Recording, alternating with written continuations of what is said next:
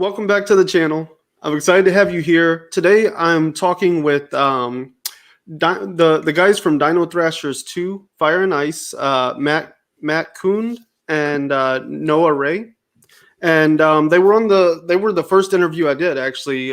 Matt had reached out to me, and so we did the Kickstarter Dino Thrashers first interview, and that's kind of where like a lot of my content has come from. So if anybody's like new, this is where it all started, to be honest. So let them introduce themselves. Like I said, they had Dino Thrashers 1. This is Dino Thrashers 2, and I know they've done some other work in between. So I guess if you want to go first, Noah. Oh yeah, thanks again for having us on. I'm so honored that we were your first and that you've had us back on again. I love following you on social media and stuff. So this is just cool now. Yeah. Yeah, But thank you. yeah, I'm really happy to be back on to talk Dino Thrashers 2. It's a issue 1 I'm really proud of, and issue 2 I'm already pretty proud of what little we have of it. But I'm excited for it, and I'm excited for people to get it. I learned a lot on the first issue, so I'm trying to apply a lot of that on the second issue. That's all I'll say for now, but I'll let Matt introduce himself. Sure. So I'm Matt. I am the co-producer of this book. My partner, Brett Murphy at Ageless Press, we sort of are trying to get a small publishing company going, and Dino Thrashers is our first effort. We did the Kickstarter for 1, and now we're prepping for the Kickstarter for issue 2, Fire and Ice. I mainly work as a comic writer. Noah and I have done a few minis together, a few anthology stories together. I've kickstarted a few single issues, a few anthology stories, and Noah and I also do a podcast called Constructing Comics, where we either do an interview with a creator or we will do page breakdowns or even whole issue breakdowns. So, we're pretty involved in comics in various ways. Yeah, that's going to come up later too. I can guarantee it, because I love that podcast. It's one of the ones I probably mention most often on my channel, or like just in private chats. I'm always trying to get somebody to listen. So I would guys have, like, bar none, the best Tom King coverage in podcasting. Like, and y'all had Jonathan. Honestly, I have a DM from Twitter from Jonathan Thompson that I haven't even been able to check, because I've been running, trying to get everything done today. And I saw the preview message part of it, and it's about his new book and stuff. And so I'm excited to talk to him again. And it just reminded me, like, all of this started here, and y'all had him on to do what was it, Rorschach 7, I believe. And that was such a great thing, to see all of that coming together, because I was surprised like how deep into Tom King he is as well. Yeah, that might have been the Noah and I fanboy. There was sort of the post-show interview, and we were talking about things, and he certainly has a bit of like a crime, like horror story background, and so he was like, hey, what should I check out? I think we actually recommended some of the Lee Weeks Tom King Batman issues, but then, and I also think that Jonathan was a bit of a Watchmen traditionalist, that he didn't think that it should be touched. But I think maybe a little bit through our coverage and a little bit of what we were talking about, we were able to get him to pick up that book, and he's enjoyed it. So that was a lot of fun to bring him on, because there was certainly Rorschach 7. There was certainly a lot to try to get out of that book. There was some big doings in that book. Yeah, I mean, it was. I was just happy to bring him in on the review side, because we had done interviews with Jonathan. We had done 2 interviews with him before for his first book, Tales from the Dead Astronaut, which is really great. And then we did one for his Kickstarter for Burn Residue. And then our third interview was sort of an interview / review, where we talked Burn Residue and one of his favorite series, which is 100 Bullets. And we just covered this one arc from that.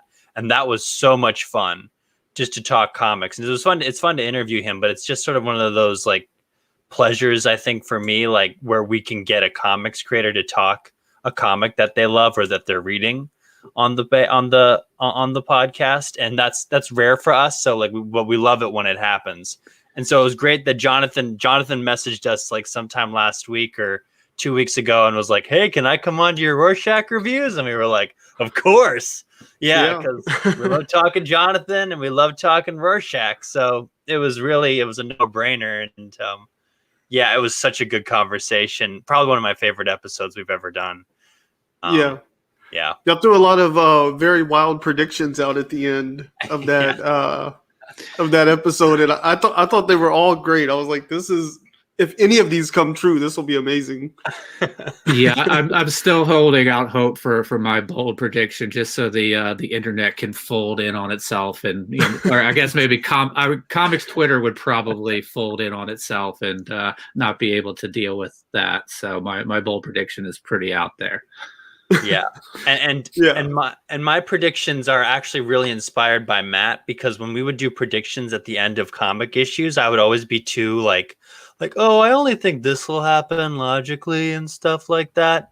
But like Matt really, like, I was just sort of following his lead after a while, because Matt has the most wild predictions ever. So I was just yeah. I mean, he swung for the fences. I was like, you know what? And I've been trying to follow up on his, like, out wild his predictions ever since, where I'm just like, you know what? I'm just going to go for it. Just go nuts. That's the plan with all our predictions. And I guess, like, because you have such a strong knowledge of storytelling, Matt, I wanted to ask you, like, why swing for the fences? Do you think it's in any realm of possibility, or do you think it would just feel that amazing to see somebody take it that far? Well, so I kind of like that you can be ridiculous in comics. There's no budget, I guess maybe that prediction I have would have to get I don't know if they'd have to get a little bit of clearance from an individual, but like, there's nothing really stopping them from being able to do that. They just sort of, with an artist, have to represent that. It's not like, if it was a TV show, or I guess with a movie, they can sort of give us actors that aren't there, but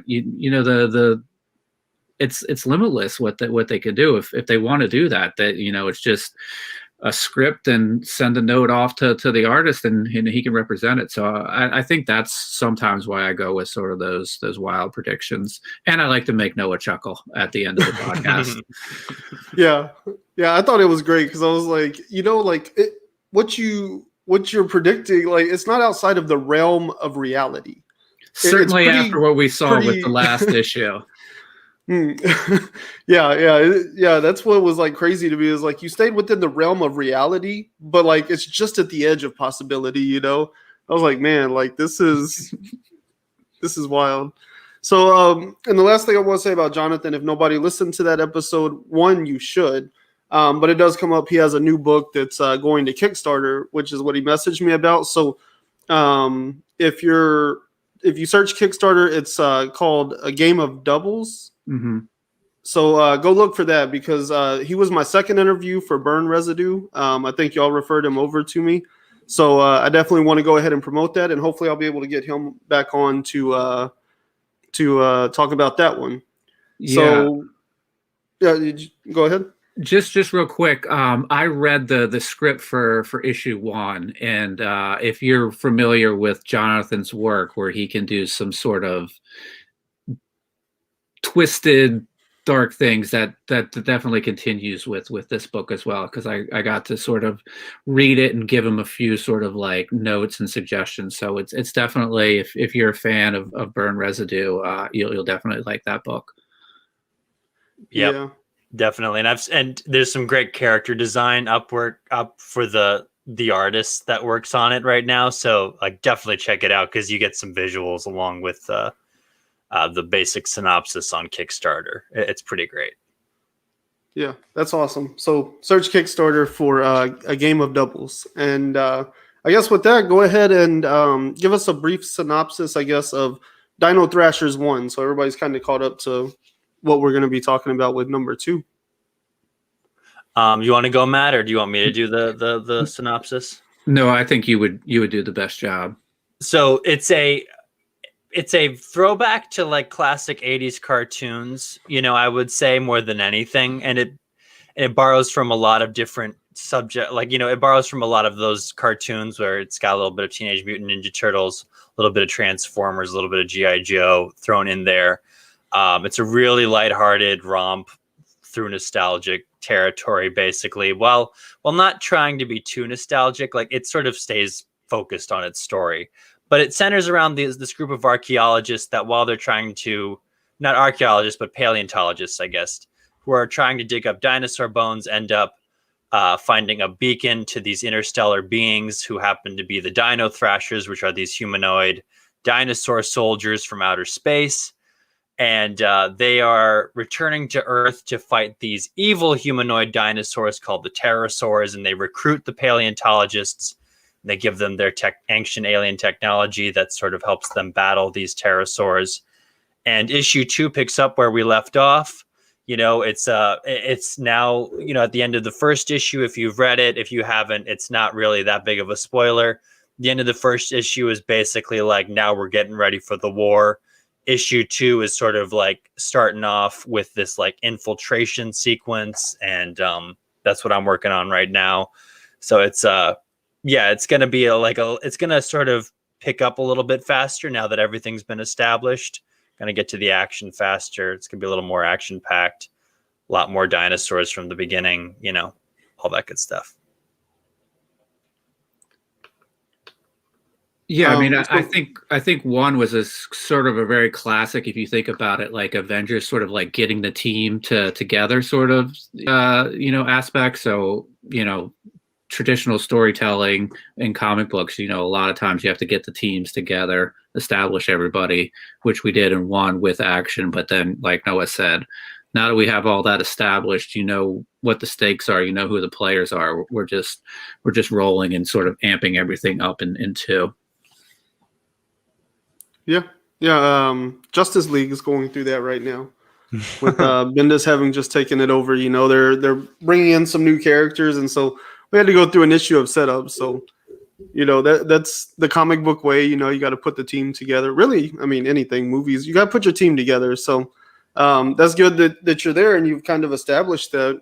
It sounds like, what was your approach to a sequel? Because I know, like, Frank Gogol, he did Dead End Kids.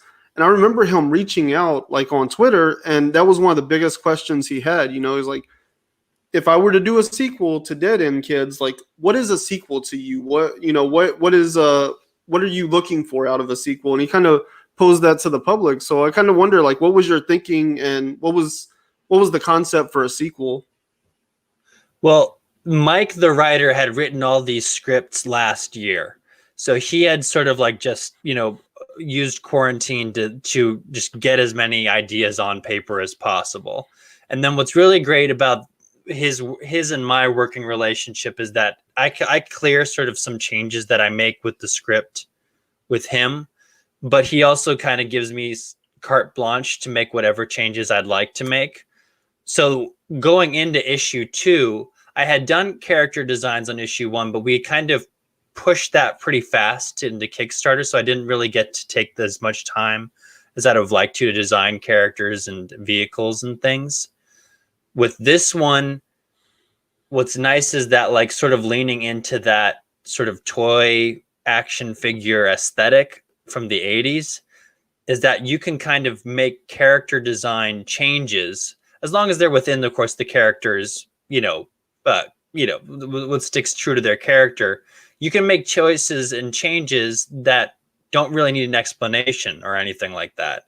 And we still live in an era like that too, where things can get changed and there really doesn't have to be an explanation as to why they got changed. Characters can have their costumes updated and stuff. So I've been having a lot of fun with issue 2, taking some of course, like the constructive criticisms from the last issue and applying that to this one first and foremost, but then also taking those criticisms and applying them on how I can have more fun drawing the characters this time around. And part of that's redesigning the characters, part of that's redesigning sets. I'm just trying to, I'm also something where like with this issue, I'm trying to push myself a little bit more as an artist. So, you know, I'm someone who has trouble drawing backgrounds, or at least wanting to draw backgrounds. So it's like this one, I'm like really pushing myself with drawing a lot of backgrounds, making it so it's fun for me to draw backgrounds, all that good stuff. It's not like issue 1 was void of backgrounds or anything like that, but I just feel like I'm pushing myself more on this issue. So it's kind of the sequel philosophy is like bigger and better and different, right? But it's still a lot of the same, where it's like, you know, you're coming for the dinosaurs fighting each other. Hopefully that's what you're going to get, you know?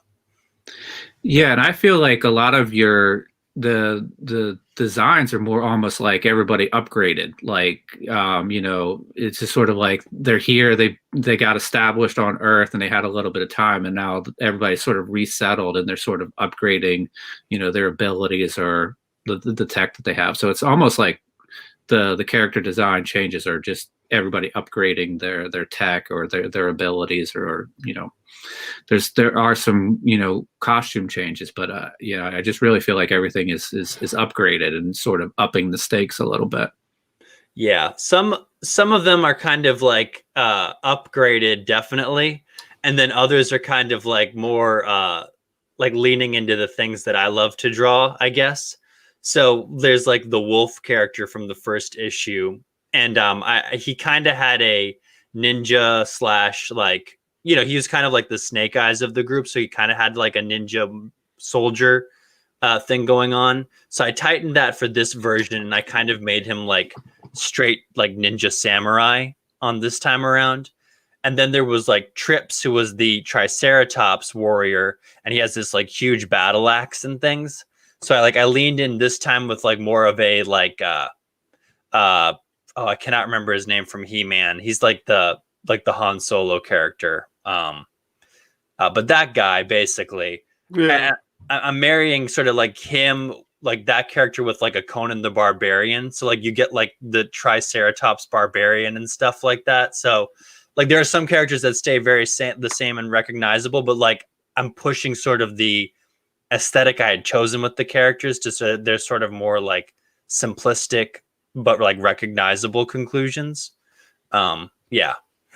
And I'm having a lot of fun. Basically, that's all I could say.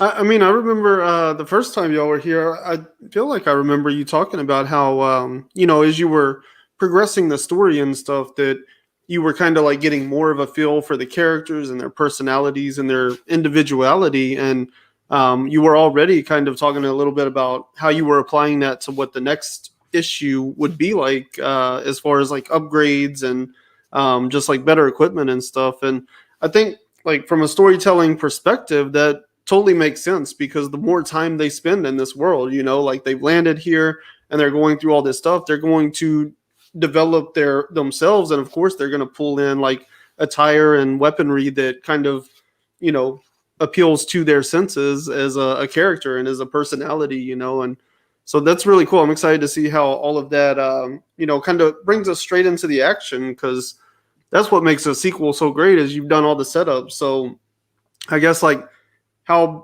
big did you try to take the action? What was your goal with all of that? So like with that, like it's sort of one of those things where there's this one thing in the script. No, I'll spoil it because it's going to be on the Kickstarter. At least part of it's going to be on the Kickstarter. But I was reading through the script back around like December, and there were a couple of things that really stuck out to me. One was that the main Tyrannosaurus Rex villain gets this like giant metal mace, right? And so like I've given him like this giant, like, you know, really crazy looking Lord of the Rings type mace thing that like it's like a bunch of spikes coming out of a skull, basically is what it is. But then I read this one spot, and Mike is sort of great about like just throwing everything in there and then just sort of letting me pick and choose what I put in there. So one of the things that really stuck out was this, there was a sequence where the Dino Thrashers are souping up a Mustang with their technology. And so I said to Mike, I was like, if you're going to do another pass at this script, can you put this in there more, like from the beginning of the book? And he was like, yeah. So the Mustang has already been like, in the first 5 pages, there aren't any like official new characters introduced, but this Mustang is my favorite new character that I've introduced. So I spent the last couple of days drawing that character's introduction into this world, and I'm very proud of it. That's awesome. Yeah, so that's sort of one of the things that we're going for big. So like, you know, we had like alien vehicles in the first issue with like their hoverboards and like the pterosaurs motorcycles and the megalodon, which is their giant ship. But now we're entering into a new territory where like you know, the car right now hasn't been souped up how I've drawn it, but like it's gonna get souped up with some Dino Thrasher technology. So that's the big thing right there. I'm really excited to draw that and to show it to the world. That's awesome. Yeah. Yeah, I saw the sketch of the car, and it does look great. You know, pre getting tricked out by the dinosaurs. So I'm looking forward to seeing what it's going to turn into from here, because it already, without on any of that, already looks pretty awesome. Yeah, that's awesome. It makes me think of like, you know, the Batmobile or something, you know, where it's part of that world. It's one of the characters there, you know, and it's a player in the game, and so you gotta make use of the tools. So that's gonna be really cool to see how that comes into play as well. So like, Matt, your role is editor on this, or are you doing some co-writing or? No writing for me. I'm publishing. You know, I'm basically seeing everything as it goes. You know, I see sketches from Noah. You know, I'm working really hard on the Kickstarter page right now. You know, promotions like this, reaching out to folks, trying to get as many eyes and ears on it. You know, really just almost like a project manager. You know, it's sort of, you know, Noah turns things in. I see that they're there.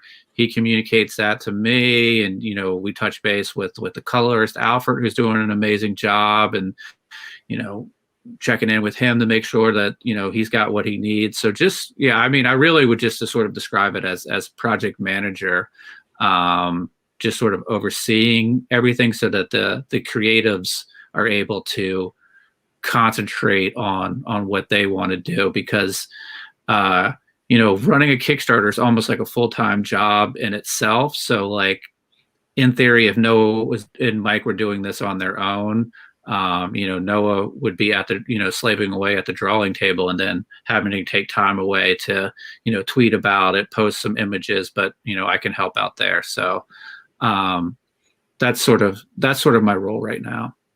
And it's invaluable. It really is. Yeah, like, I was gonna say, like, yeah. You kind of downplay it, but I mean, that's why there's a title for that kind of stuff. You know, it wouldn't be a job if you weren't doing something of effort. You know, so that it's invaluable, because you got to let creative types do their creating on their project.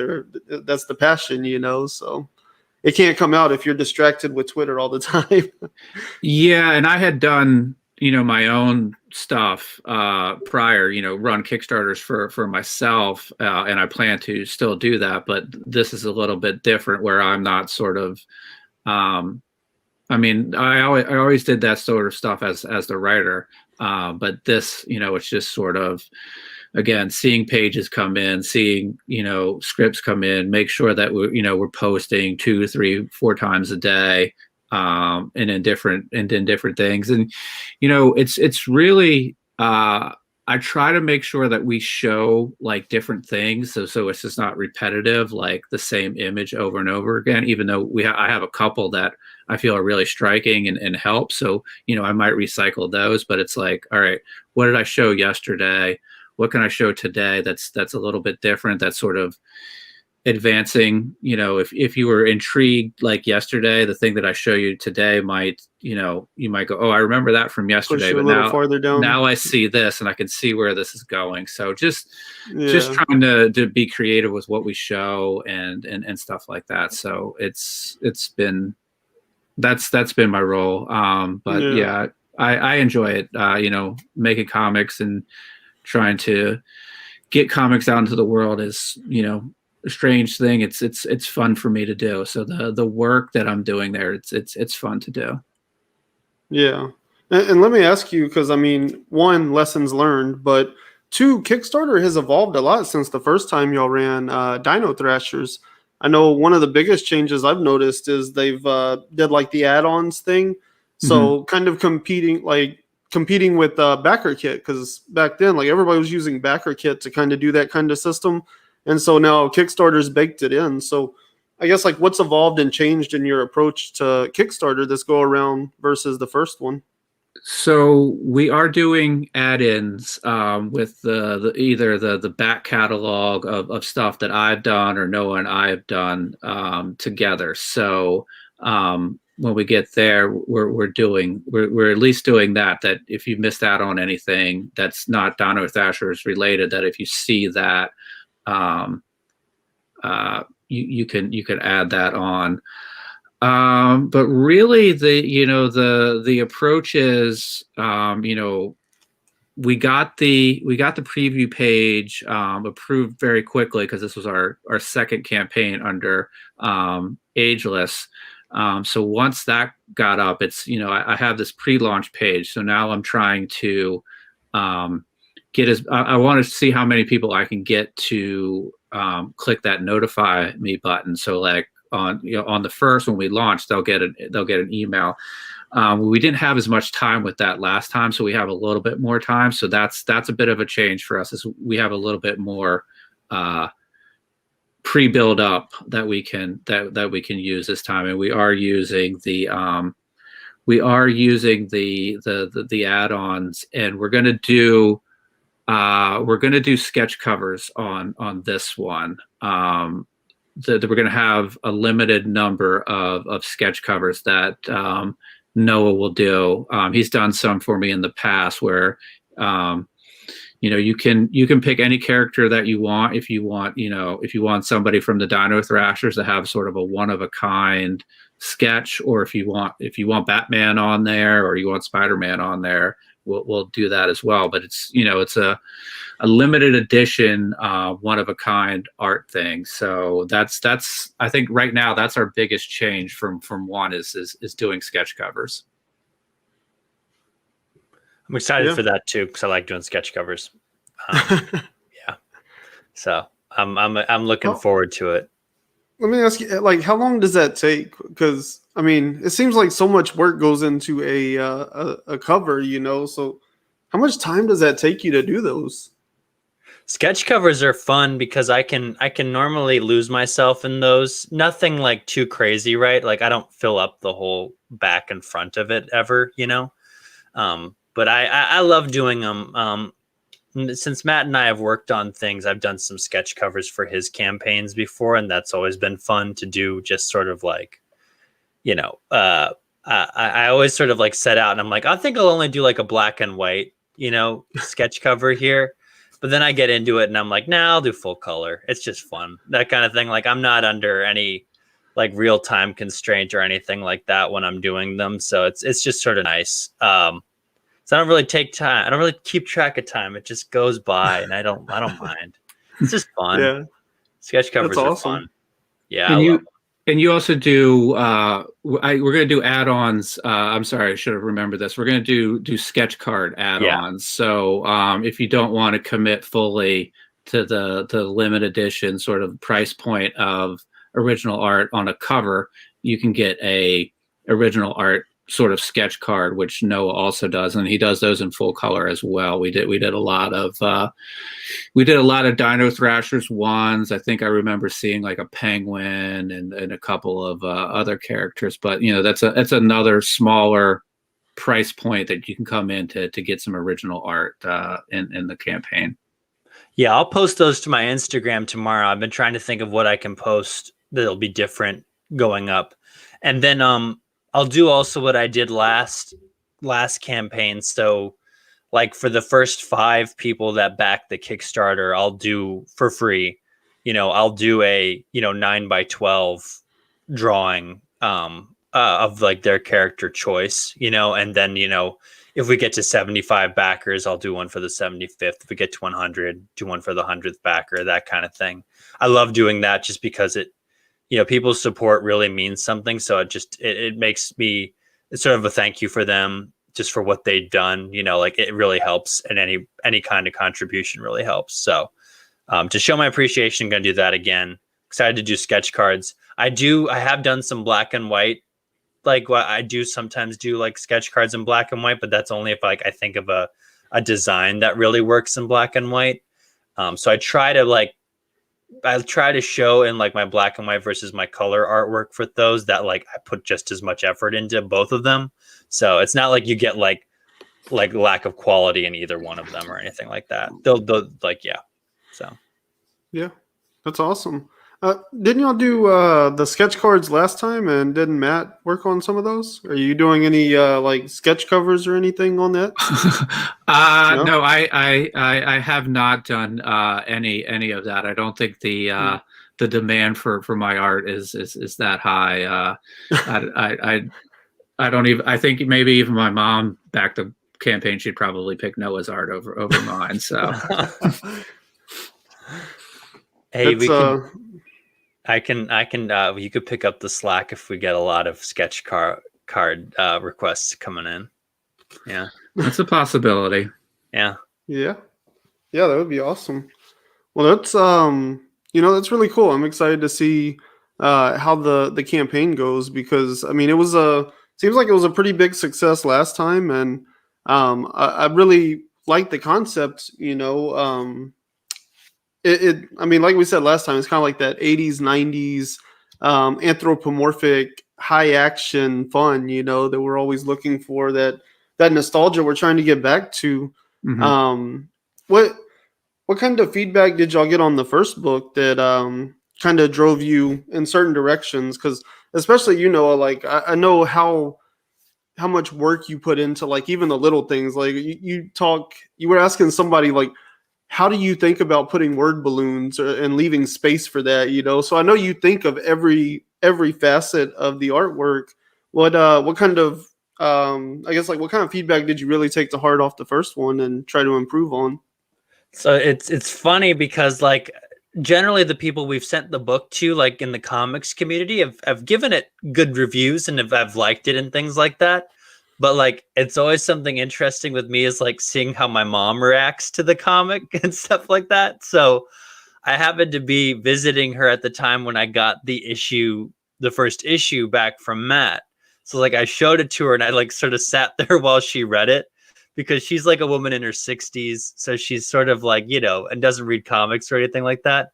So I really just wanted to see like how she was able to follow, that kind of thing. And she had a little bit of trouble sometimes with keeping track of the characters because there's a lot of dinos and stuff like that.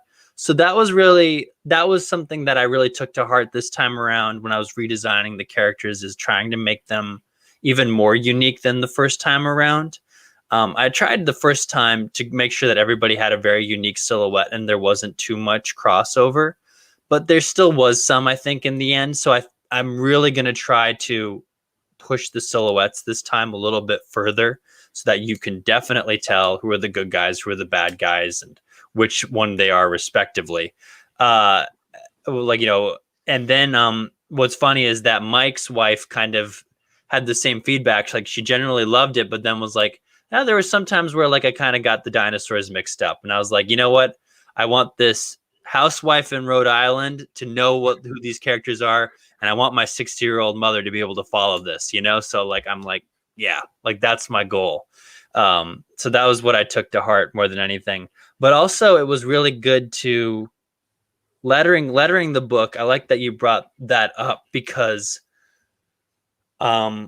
lettering is challenging, and it's sort of a good challenge though at the same time of trying to figure out, of course, word balloon placement and things like that. And then sometimes that falls into the editing of the script as well, as to like, what do you keep out? What do you keep in order to conserve space on the page and everything, but also get the point through.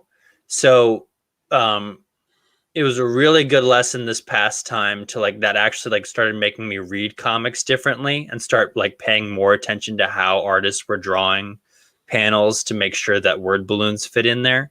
Not that I wasn't thinking of that the first time around, but it really pushed me to like really start thinking about that more now as I read comics. It's like, okay, how is this person putting the word balloons in here? How is the penciler / inker? You know, how are they making sure that when the letterer gets in here, he has no trouble fitting these balloons in? And since I'm that person, I kind of also want to do it for me too, right? Like I really don't want to have the headache of trying to figure out where the balloons go this time around. So I'm really trying to give myself some space. But again, not to the place where it's like, oh, you didn't draw a background in there, you know, that kind of thing. There's a lot to think about. And it's really cool. It was a really cool experience, like I said, though, because like I picked up, it's been great to sort of go back and read through some of like my favorite like current artists' back catalog and sort of see like what they did when they were younger and then see what they did when they were older as far as that kind of stuff. So like I've been on like a Daniel Warren Johnson kick again because of Beta Ray Bill. So it was really cool to read Beta Ray Bill, right? Yeah, it was so cool. Oh yeah, so good.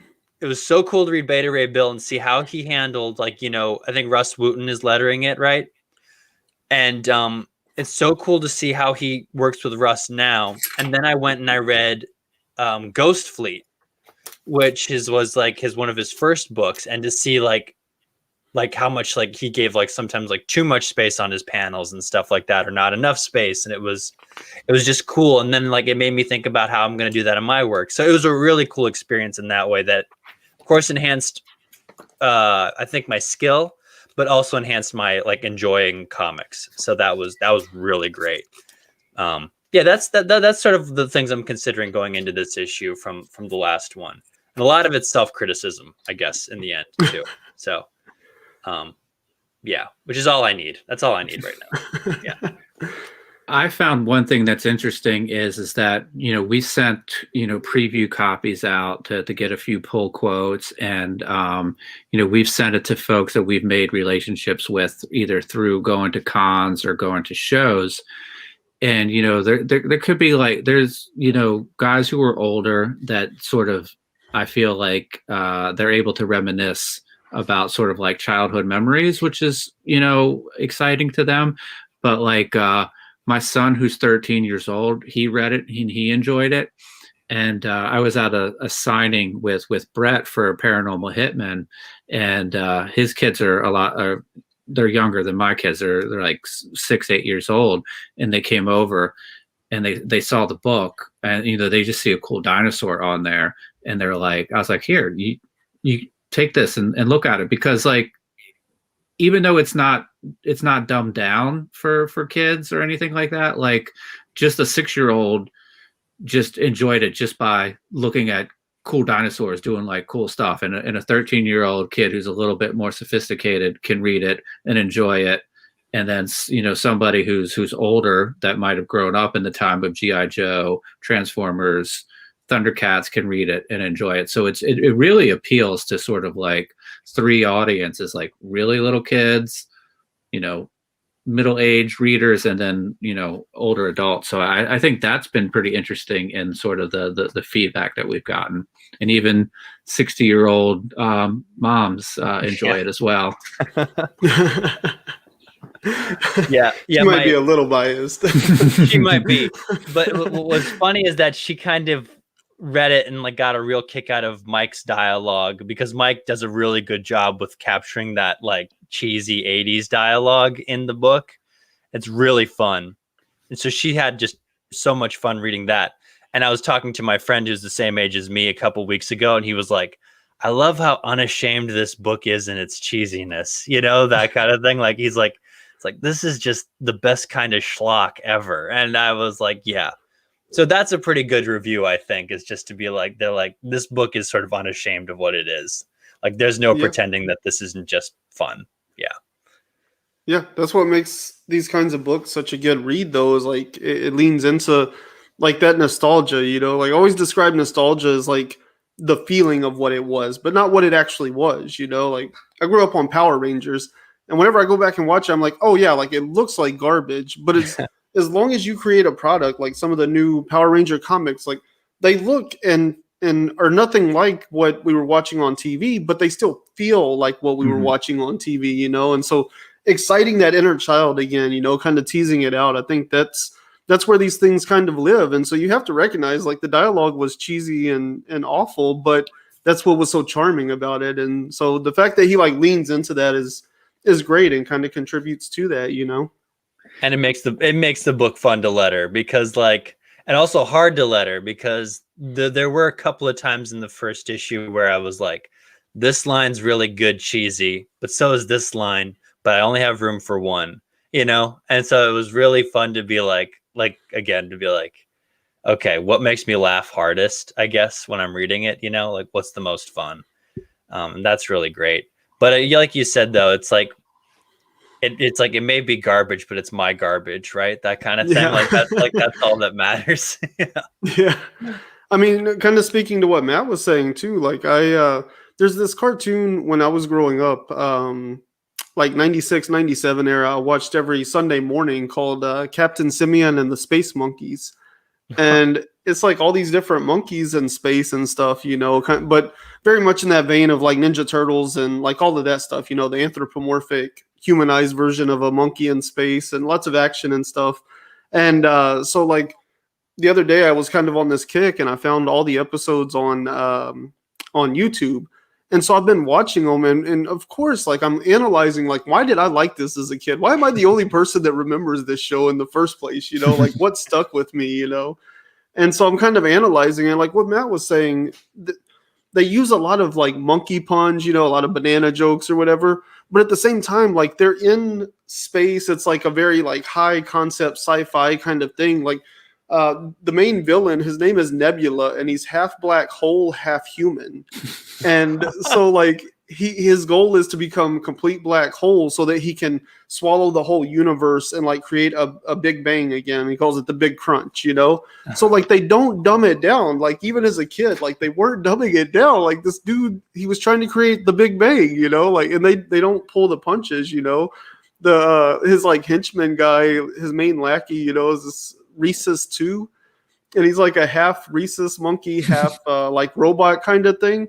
But his brain is exposed, and so he'll be like coming up with plans to like get Captain Simeon and everything, you know. But he'll be like, no, that idea is too sinister, and so he'll take the brain out and like get another one from over here and put it in, and he comes up with like a whole new plan and a different angle. And I'm like watching this as an adult now, and I'm like, oh yeah, like they were not pulling punches. That's probably what appealed to me so much is I don't talk down to kids, you know, like. Unless they're like, I don't understand that word, I'll explain that word, but I'm not going to dumb down the conversation necessarily, you know, within reason, of course. But I think that's the kind of shows that I really liked. And the kind of stuff I really liked was like, just talk to me, you know, that's how you learn. Or have fun with me, right? You know, and I think that's the goal more than anything is just, you know, have fun. Yeah, that's the big thing. And Dino Thrashers, I hope, just tries to recapture that fun, you know, that uninhibited, ambitious fun that we used to have, like, you know, playing pretend and things like that. It's and that cartoon sounds freaking amazing. So, it's great, yeah. Yeah, it sounds. It just reminds, you know, like G.I. Joe, like they didn't shy away from like political engagement. They didn't like push ideas, but they were also like making it known that there's like good guys and bad guys in the world, and that there's different ideologies, and maybe they're not all wrong, you know, but there's bad elements and there's good elements, you know. And so, yeah, I just appreciate the fact that they're willing to talk about that to kids, you know. That's what it takes, you know. You got to start learning at some point. Yeah, we don't have any teachable moments in Dino Thrashers, and I'm trying to think of what they would be. But we'll have to have a conversation with Mike about doing a drug PSA. That'd be actually really fun to do a drug PSA with the Dino Thrashers. Yeah.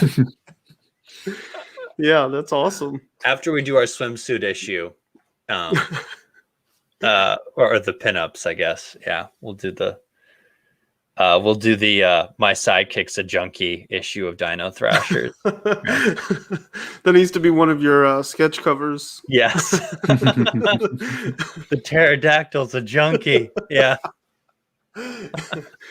And so, like, who's some of your favorite characters this go around? Because I know you were you talked a bit about like the Keanu Reeves sniper guy or something, like a pterodactyl, right? And then this time you're talking about like a barbarian guy. So how have the characters evolved? What were some of your favorites to kind of work with on this one? Yeah, so Trips the Triceratops is definitely one of my favorites, but the one I keep coming back to is the leader, Tor, the Velociraptor.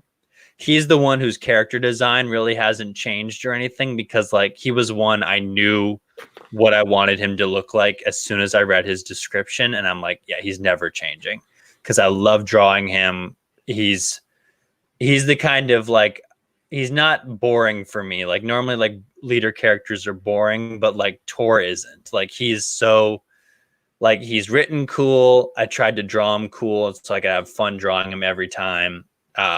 You know, he's Han Solo, Indiana Jones, Velociraptor, and that's like, I love drawing Han Solo and Indiana Jones. So, you know, add a Velociraptor in there and it's just awesome. I hope so. I hope it's awesome. I hope it's as awesome to look at as it is for me to draw. And so he's definitely my favorite character. But what's funny about, you brought up Glide the pterodactyl, and he on the Kickstarter page, in the first 5 pages that we're going to have up there, he actually won't be in those first 5 pages. And I'm saving him for a huge entrance in this book. I'm really excited to find a way to like really make his entrance into this book something really cool, because I think he was the unspoken like star of the first issue. Like, you know, like he sort of, there was a big battle at the end, and everyone was sort of skirmishing, but he got his own like solo mission action sequence and stuff like that. So like I'm gonna try to have that for every character in this book. But like Glide is a cool character to draw, and I really want to have fun bringing him back into this second issue. But yeah, and that's awesome. Glide is on one of the covers, and Alfred did an amazing job of that. So that's pretty cool. Yeah, he messaged me and he was like, I don't know what to do, and I was like, could you draw Glide? Because his colors on the Glide action sequence in the first issue were just like my favorite part of the book. And yeah, then he turned in that cover and just made my life. It's a great cover. Support the book just to get Alfred's cover, basically, and also to get Ian Ashcroft's cover too. Both of them, their covers for this book are just like some of the coolest stuff you'll ever see on Kickstarter. Yeah. What are the cover options? Because I know last time y'all were pretty excited about the covers y'all had put together. So is it just those 2, or? It's going to be 3 again. The third one, we have our artist sort of lined up, and he has a style that's going to really sort of work. I think work really well. We'll probably tease that in the middle of the campaign with some new reveals, but it's going to be another 3 standard covers, and then I guess if you think about it, the Noah sketch covers would be a 4th, but 3 that you can pick from, or if you're a collector and you like to have multiple covers, you can get all 3. Awesome. And it's a real like, Noah and I are really excited that we got Ian, because we've been huge fans of his art. He's got a book out called Kia Wordsmith, and he's doing some cool stuff there. And he has like a real sort of Jay Lee sort of style from the Stephen King Dark Tower books, and he really leaned into that with his cover. So that was great to see that. Yeah, it's epic. Ian's one of my favorite artists out there working right now. So to have him do a cover on on a book that I'm working on was just a dream come true. And I'm a fan of course, the artist that we're gonna be announcing soon. He's another guy. He's like one of my favorites, and it'll be great to see what he does. But the great thing about like Alfred is that he's like a phenomenal colorist and things, but also a really good comic artist on top of it. So it was something I was really just excited to sort of get him like sort of give him like his first, like not his first, but give him like a really nice like cover image to draw, and like, you know, to have a book with his cover. I was really excited about that too, because I love working with him, but I'm also a huge fan. It's great to work with people like that. And I love working with my heroes, I guess, is the big thing. It's pretty awesome. Yeah.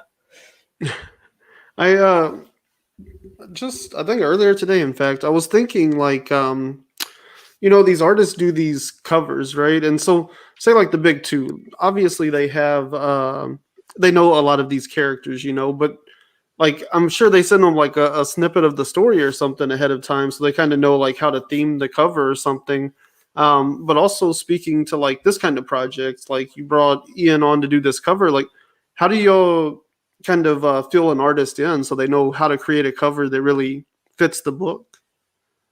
So we have a Dropbox folder of character designs. So you know, we say, hey, is there any? We basically, you know, we sort of send them the link to the Dropbox and say, you know, these are what we have. Do any of these sort of like, you know, looking at them visually sort of stand out to you?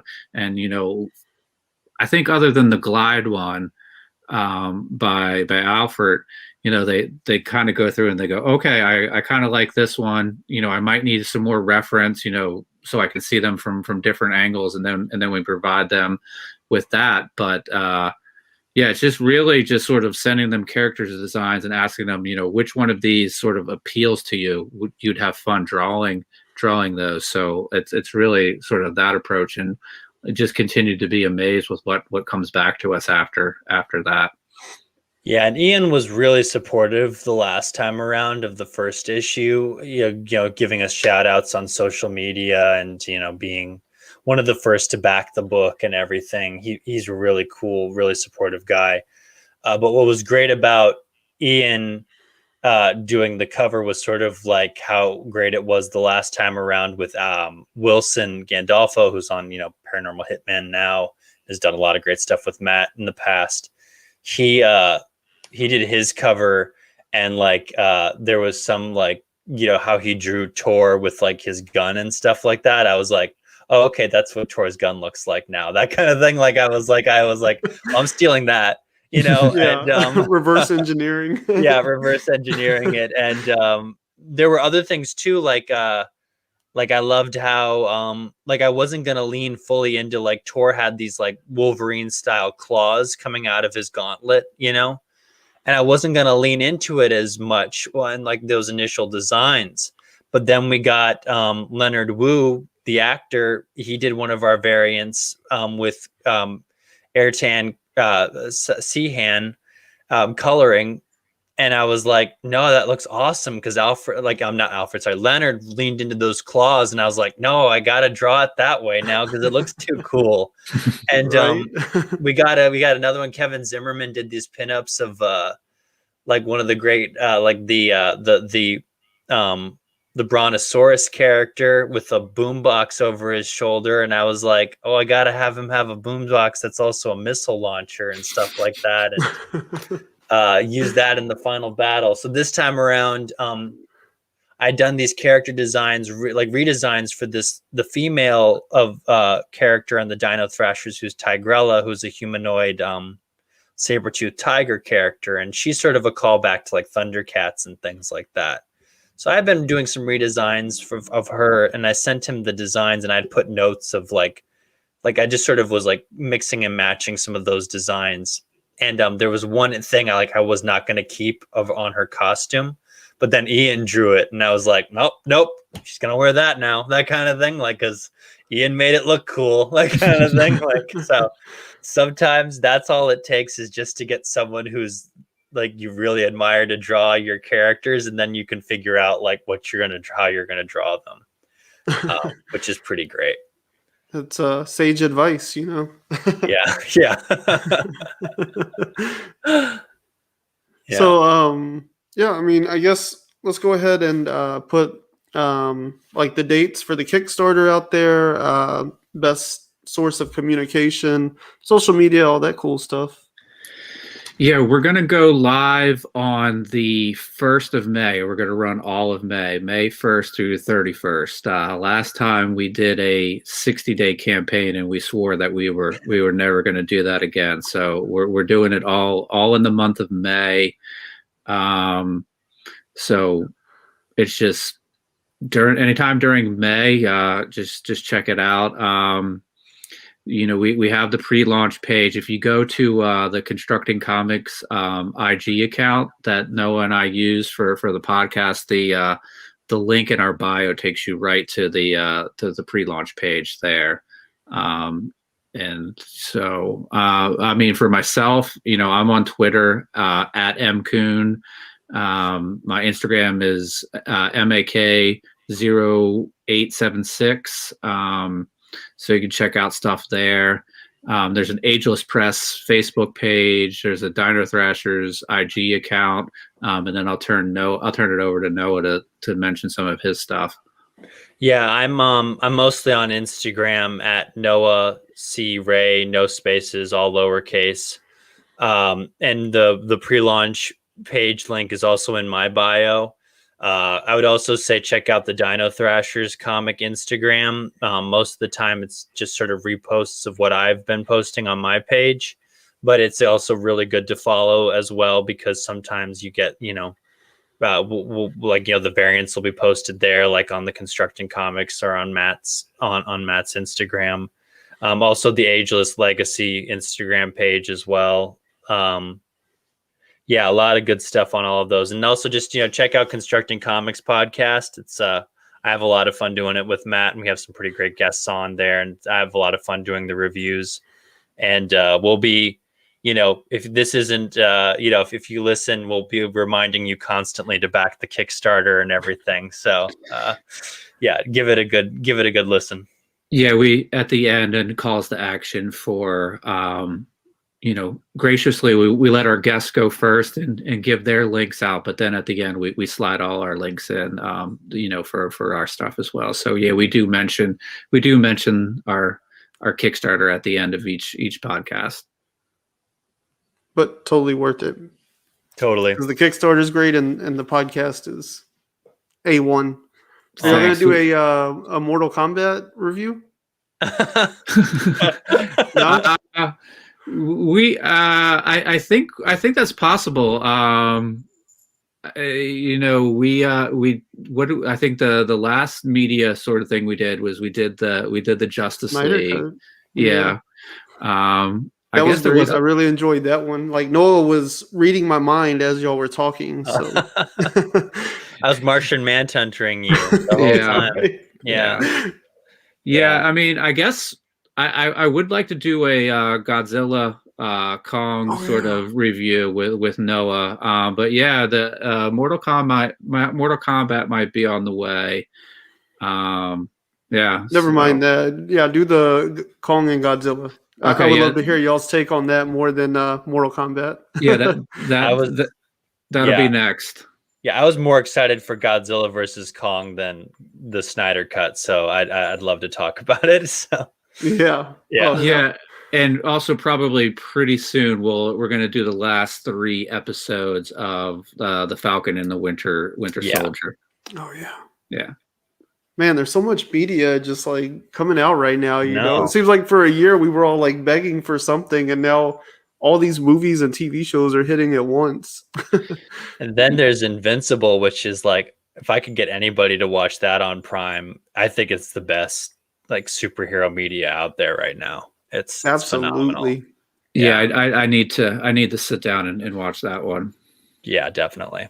Oh man, it's so good. Like, I have a friend that's, you know, like completely disconnected from this world, you know, like he's you know, he's a really cool guy, but he doesn't share a lot of like comics and this type of entertainment with me. And he was over here one day, maybe a week or two ago, and I was like, look, if you never watch anything I ever tell you to watch, like you have to check out Invincible. Like this show will like blow your mind. And he was like, Yeah.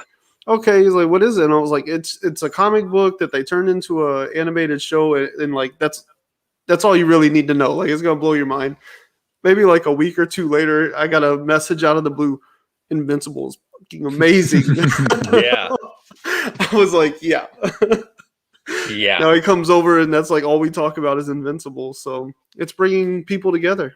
Yes, Invincible's bringing people together. It's so great. Yeah. And I guess with that, let's cap it with also Jonathan Thompson, A Game of Doubles. Yes. Has that started yet? The Kickstarter? I think Is he it has up? a. Do you I know? think he has a. I think he has a pre-launch page right now. I don't think it's launched just yet. I think it's launching in 'cause the middle I of think May. I followed.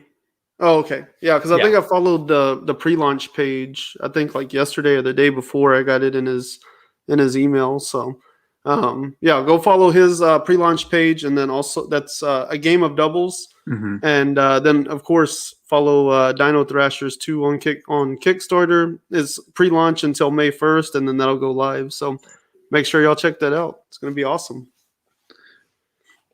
Thank you. Thank you so we much. really appreciate it. Yeah, I really do.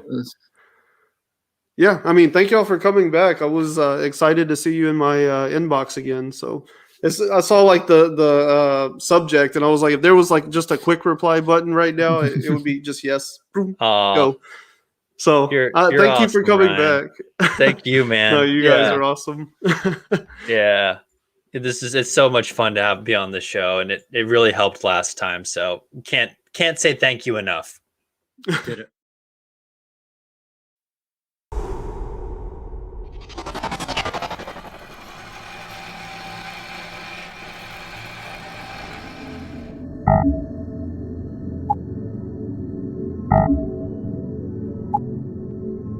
You